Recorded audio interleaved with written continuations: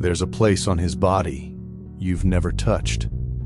Not because you haven't had access, but because you didn't know it existed in the way it truly does, not as flesh, but as a doorway. And when you finally put your hand there, with the kind of presence I'm about to teach you, something shifts in his nervous system. His pupils dilate. His breath catches in a way that isn't performative. And 3 days later, he'll engineer a reason to be alone with you, just to see if you'll do it again. Most women touch men the way they have been taught, tentatively, transactionally, or with the apologetic energy of someone asking permission to exist in her own desire. And most men respond accordingly, with polite appreciation, momentary arousal, or that particularly male form of absence, where their body is present, but their psyche has left the room. But Carl Jung understood something about human contact that modern touch has forgotten. He knew that every physical interaction is simultaneously an encounter between two visible bodies and two invisible architectures. Your ego and his ego, your shadow and his shadow, your anima and his animus. And that true erotic power, the kind that doesn't just arouse but transforms, happens when you learn to touch not just his skin, but the psychological structures beneath it. Jung called it the transcendent function, the moment when two opposing forces, conscious and unconscious, masculine and feminine, control and surrender, meet in the body and create something entirely new. And I'm going to show you exactly how to activate that function through 5 specific forms of touch that most women never learn because they're too busy trying to be sexy instead of learning to be present. This isn't about technique. Technique is what you do when you don't know how to inhabit your own power. This is about understanding the psychological grammar of male desire, the parts of him that crave integration, recognition, and a specific kind of witnessing that he's never been able to articulate, even to himself. By the end of this video, you'll understand why the most erotic touch isn't the most explicit one, why silence can be more penetrating than sound, why a man's deepest craving isn't for stimulation but for a woman who can meet him in the place where his persona ends and his authentic self begins, and why most relationships never reach that depth because neither person knows how to signal, "I see the parts of you that you hide, and I'm not afraid."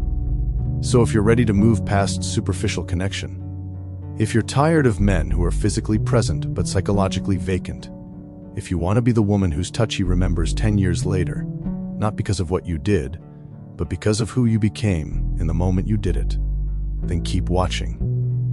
Because what I'm about to teach you isn't for women who want to be chosen. It's for women who understand that true erotic power comes from choosing yourself first, and then extending that choice, with precision, with consciousness, with the kind of feminine authority that doesn't ask for space but simply occupies it. Let's begin. Carl Jung spent his entire career studying what he called the problem of the opposites, light and dark, conscious and unconscious, the persona we show the world and the shadow we hide even from ourselves. And he understood that all psychological integration, all real growth, happens at the point where these opposites meet, in intimacy. That meeting point is touch. But here's what most people miss. Men carry a specific psychological wound around physical contact that women rarely understand. From boyhood, they're taught that their desire is dangerous, that their need for tenderness is weakness, that their bodies are instruments of utility, not vessels of feeling. So by the time a man reaches adulthood, he's constructed an elaborate armor system, what Jung called the persona, that allows him to function sexually while remaining psychologically absent. You've felt this. The man whose body responds but whose eyes stay distant. Who can perform but can't connect. Who craves you physically but emotionally remains just out of reach. Jung would say, this man is dissociated from his anima, the feminine principle within him, the part that can receive, soften, and integrate emotion through sensation. And this dissociation isn't just psychological theory. It lives in his nervous system, in the way certain parts of his body have never been touched with actual presence, in the places he's learned to keep numb because feeling them would require him to acknowledge needs his persona won't allow. This is why mechanical stimulation doesn't create depth. Why pornographic touch, the kind that imitates intensity without embodying intention, leaves both people feeling emptier afterward.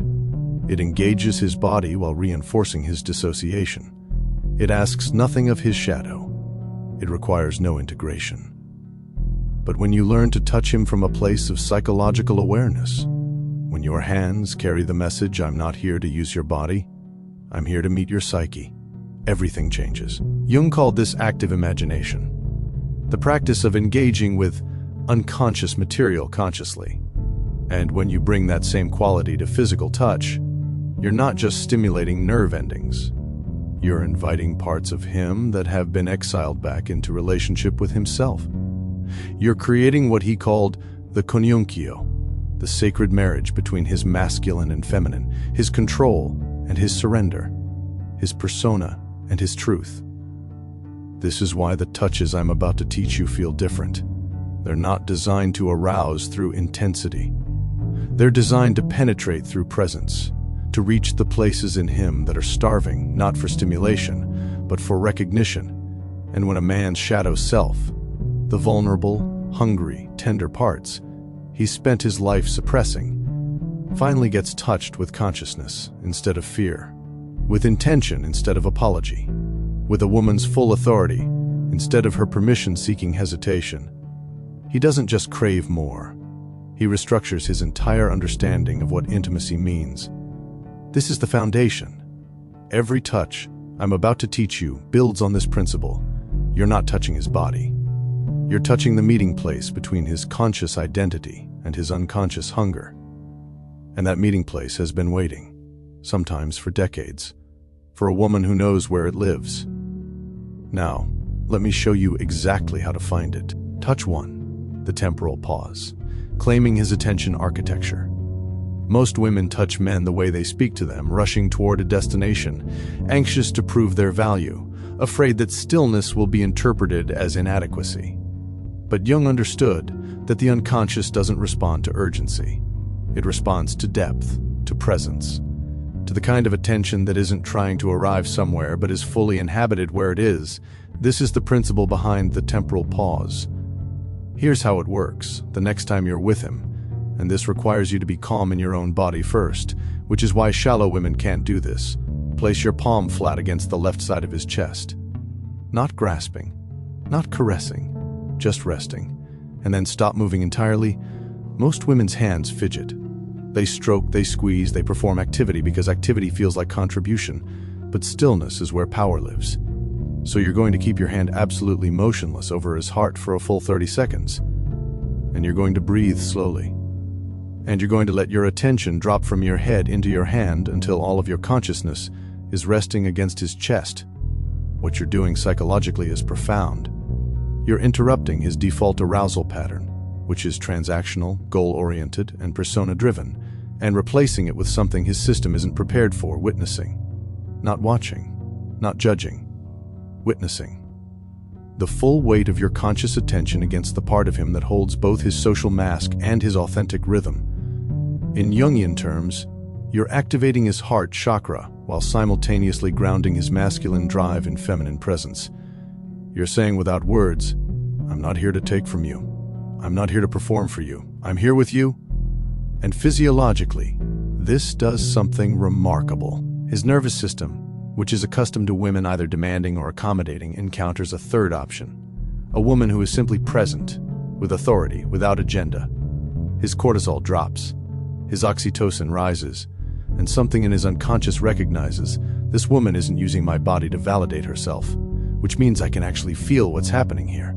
That's the doorway opening. After 30 seconds, you can move. But that pause has already restructured the entire encounter. You've established that you're not performing intimacy. You're creating it. Touch 2, the Nape hold. Accessing his vulnerability gateway. The back of a man's neck is where his persona ends and his primal self begins. It's the line between his frontal lobe, logic, control, social performance, and his brainstem, survival, instinct, hunger. Most women never touch this area with consciousness. They might rest a hand there casually, but they don't claim it.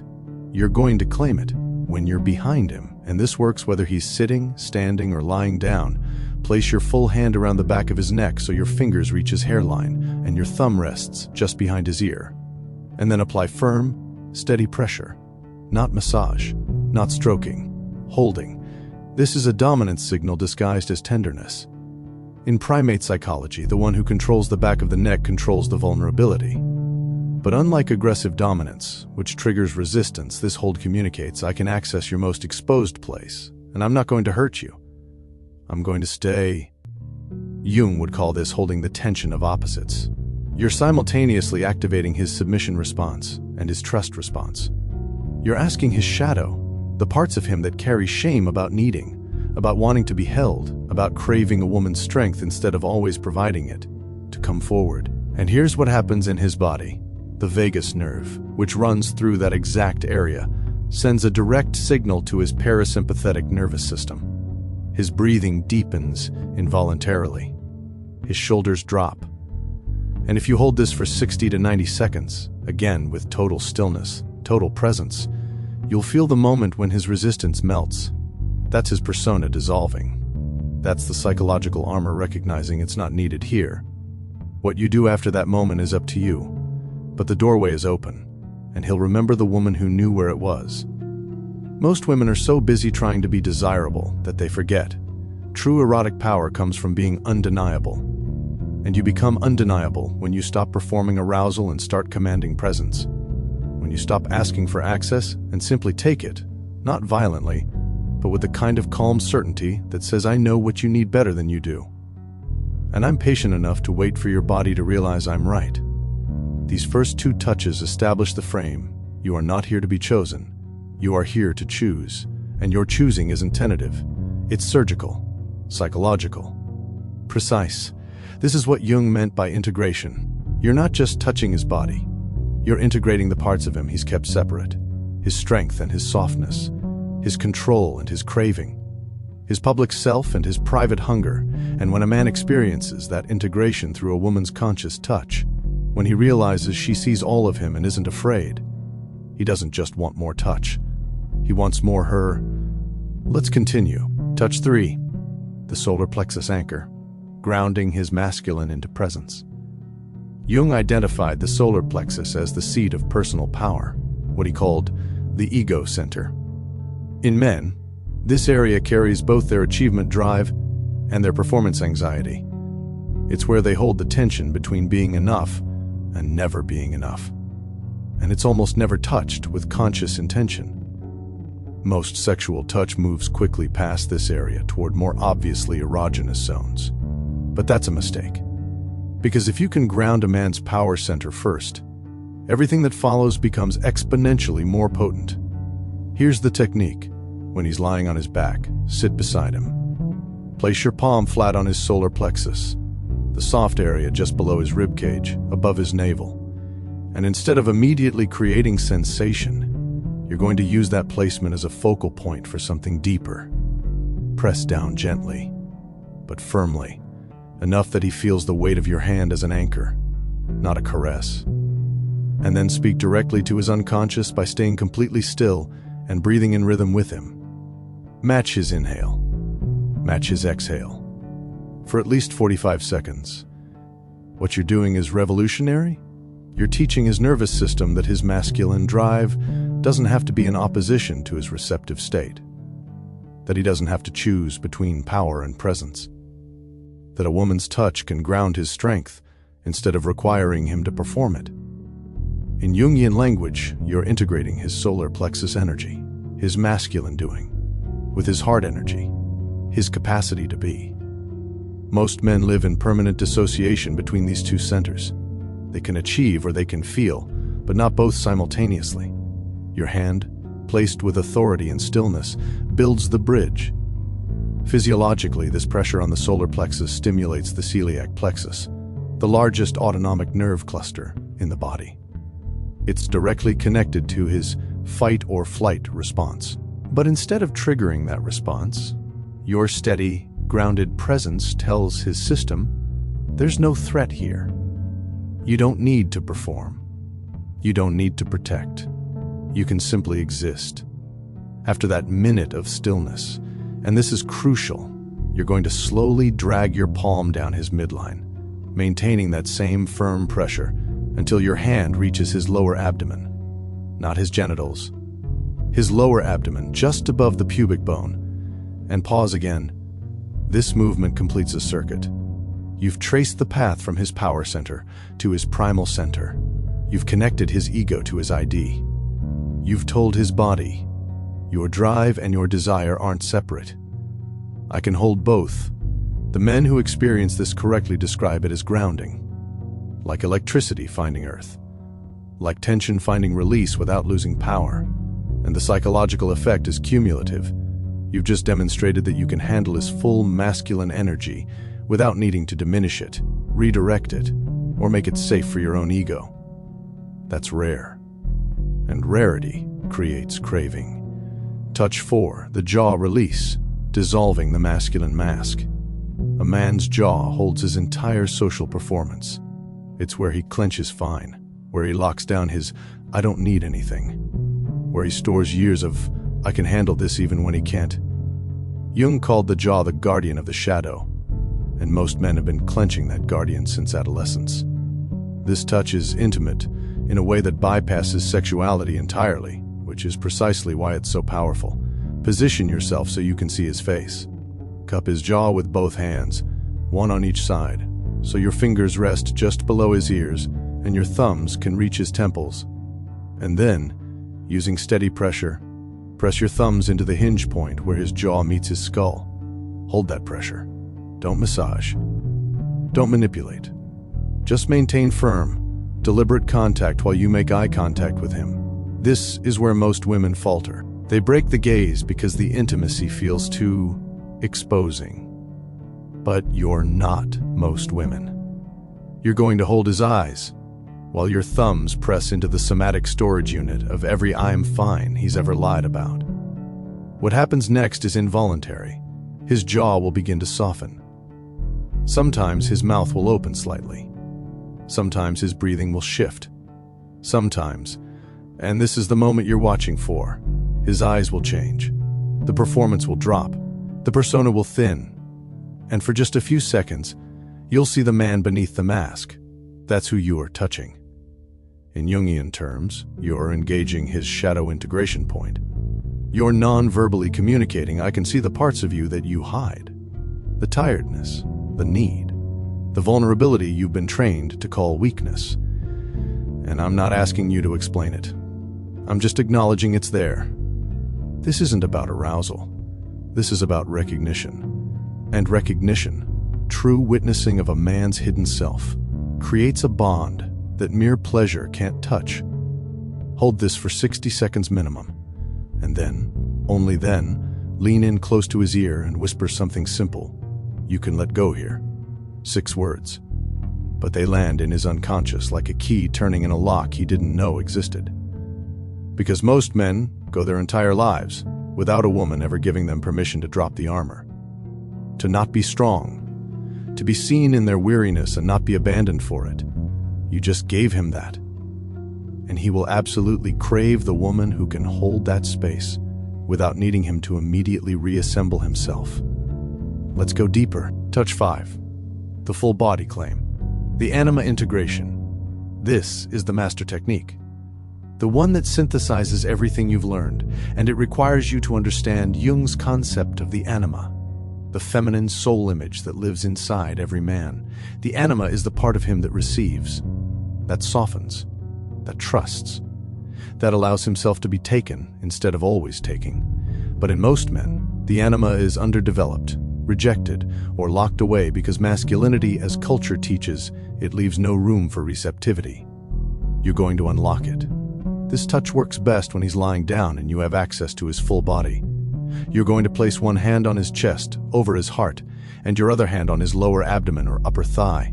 And you're going to create a circuit between these 2 points using pressure, stillness, and breath. But here's what makes this different. You're not moving towards sexual escalation. You're claiming his body as territory. Press both palms down with firm, even pressure. And in your mind, because he will feel this energetically even if you don't speak, you're going to hold the intention. This body is not a performance space. It's mine to witness, mine to honor, mine to know. And then you wait, breathing slowly, maintaining that pressure. For a full 2 minutes, what happens psychologically is profound. His nervous system begins to recognize, this woman isn't asking for my body.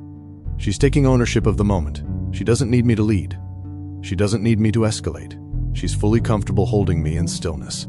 And that reversal, where the feminine isn't waiting for permission but is instead granting it, activates his anima, the receptive self, the part of him that's been hungry, sometimes for decades, to be held instead of holding, to be witnessed instead of performing, to surrender without it being called submission. This is the Jungian hieros gamos, the sacred marriage. The moment when his inner masculine and inner feminine stop warring and start integrating, and your hands, holding that steady pressure between his heart and his root, are the bridge. After those 2 minutes, you can move into sexual territory if that's where the moment is going. But whether you do or not, you've already accomplished something most women never will. You've touched his soul structure, not just his body. And men don't forget women who can do that. The synthesis, presence over performance. Let me be clear about what I've just taught you. These aren't tricks. They're not manipulations. They're initiations. You're initiating him into a different understanding of intimacy. One where touch isn't transactional, where a woman's attention is so fully embodied that it bypasses his defenses entirely, where his unconscious recognizes, this person isn't trying to get something from me. She's offering to meet me in a place I've never been met before. Jung spent his life teaching that all neurosis comes from the split between who we pretend to be and who we actually are. And most men live in that split constantly, especially in intimate contexts where they're expected to perform confidence while hiding need, demonstrate desire while suppressing vulnerability, lead encounters while privately craving to be seen. Your conscious touch dissolves that split. It says, I see your persona, I see your shadow, and I'm interested in all of it. That's not seduction. That's psychological integration. And integration creates loyalty in a way seduction never can.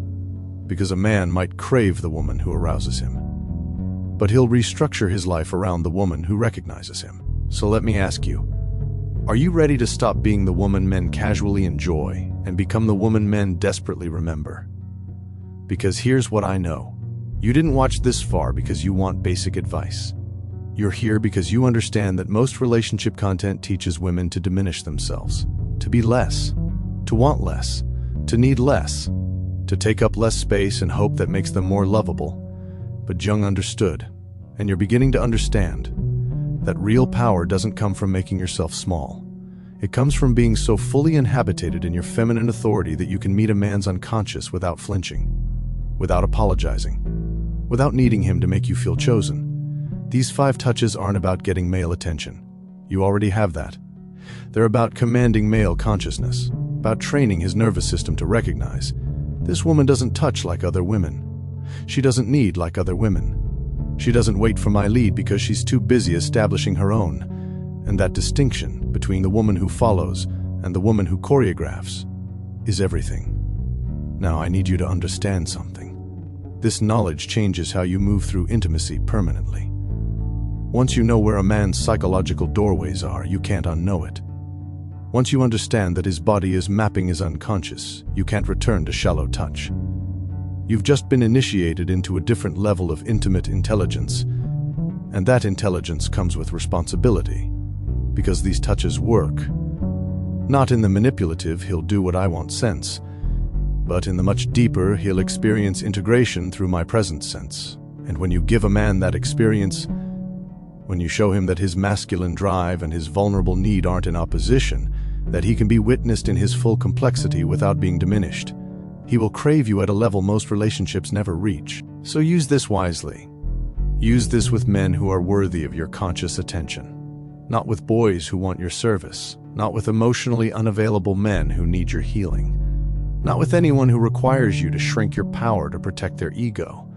Use this with men who can handle a woman with psychological depth, who won't be frightened when you touch them with full presence, who understand that your calm authority isn't a challenge to their masculinity, It's the invitation to become more masculine by finally integrating their feminine. Here's what I want you to do right now. First, subscribe to this channel and turn on notifications.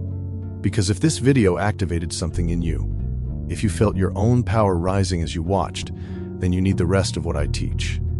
I release content every week on Jungian psychology, feminine authority, and the kind of intimate intelligence they don't teach women because it makes us too powerful. Second, comment below with a single word: integration. That tells me you're not here for surface advice. You're here for depth work, and it helps other women find this community. Third, and this is the most important, I want you to practice the temporal pause touch this week. Just that one. The palm over the heart.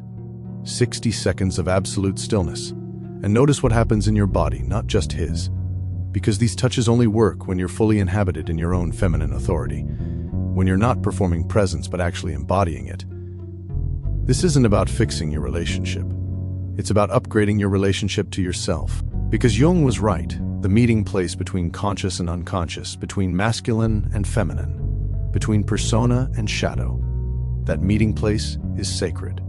And when you learn to create that meeting place through your touch, through your presence, through your refusal to collapse into the performance of femininity instead of the power of it, you stop being a woman men consume and become a woman men revere. That's the difference between being wanted and being necessary, between being liked and being remembered, between having his attention for a season and restructuring his understanding of what intimacy means permanently. So claim this knowledge, embody these touches, and watch how quickly your intimate life transforms when you stop asking for space and simply occupy it. I'll see you in the next video. And remember, you're not learning to touch him. You're learning to touch the truth.